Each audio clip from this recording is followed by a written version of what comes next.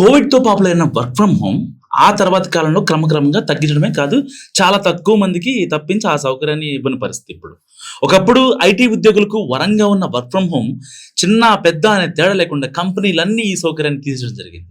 ఎందుకంటే ఇంటికాడ ఉండి సరిగ్గా కరెక్ట్ టైంకి లాగిన్ అవ్వకపోవడం, లేకపోతే వర్క్ విషయంలో కొంచెం ఇబ్బందులు కావడం దీనివల్ల తీశారు. అయితే తాజాగా భారత్, పాకిస్తాన్ మధ్య ఉద్రిక్తత తీవ్రంగా మారిన నేపథ్యంలో రాష్ట్రాల్లోని కొన్ని నగరాలకు చెందిన ఐటీ ఉద్యోగులకు వర్క్ ఫ్రం హోమ్‌ను పునరుద్ధరించారు.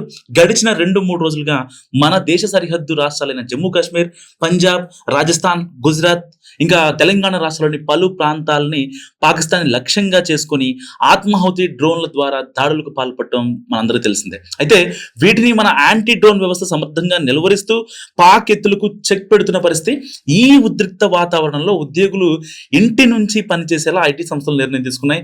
చండీగఢ్, గురుగ్రామ్, నోయిడా, ఢిల్లీ, జైపూర్, అహ్మదాబాద్, ఇంకా బెంగళూరు, చెన్నై, హైదరాబాద్ ప్రాంతాల్లో విధులు నిర్వహిస్తున్న ఐటీ సిబ్బందిని ఇంటి నుంచి పనిచేయాలని ఐటీ కంపెనీలు కోరుతున్నాయి.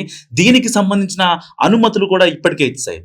ఇంకా హెచ్సిఎల్, ఈవై, కేపీఎంజీ, డెలాయిట్ లాంటి కంపెనీలు ఈ అనుమతులు ఇచ్చినట్లుగా తెలుస్తుంది. అయితే దీర్ఘకాలానికి కాకుండా ఈ వారాంతం, అంటే ఈ పానిక్ సిచ్యువేషన్ ఏదైతే ఉందో ఈ వారాంతం వరకు మాత్రమే ఈ నిర్ణయం తీసుకున్నారు. తాజాగా నెలకొన్న పరిణామాలను సమీక్షించిన అనంతరం సోమవారం నుంచి ఏం చేయాలన్న దానిపై నిర్ణయం తీసుకుంటారని చెప్తున్నారు. అదే సమయంలో కొన్ని కీలక సూచనలు కూడా చేశాయి ఐటీ సంస్థలు. అత్యవసరం కాకుంటే ప్రయాణాలు పెట్టుకోవద్దని కూడా చెప్పిన సంస్థలు చెప్తున్నాయి. సో ఇరు దేశాలకు సంబంధించిన ఉద్రిక్తతలపై సోషల్ మీడియాలో ఎలాంటి కామెంట్లు చేయొద్దని పలు కంపెనీలు తమ ఉద్యోగులను కోరుతున్నాయి. ఎందుకంటే కొన్ని షేరింగ్ మెసేజ్ ఉంటాయి, దానివల్ల తర్వాత ఇప్పుడు ఇబ్బంది కాకపోవచ్చు, తర్వాత ఇబ్బంది అవుతాయి. అంతేకాదు తమ క్లయింట్లతో మాట్లాడే సమయంలో యుద్ధ అంశాలని ప్రస్తావించదని పేర్కొంటున్నాయి. మొత్తంగా తాజా ఉద్రిక్తతల వేళ పరిస్థితులకు అనుగుణంగా ఐటీ కంపెనీలు నిర్ణయాలు తీసుకున్నట్టుగా చెప్పొచ్చు. సో వర్క్ ఫ్రమ్ హోమ్ గురించి మీరేమనుకుంటారు? కామెంట్ రూపంలో చెప్పండి.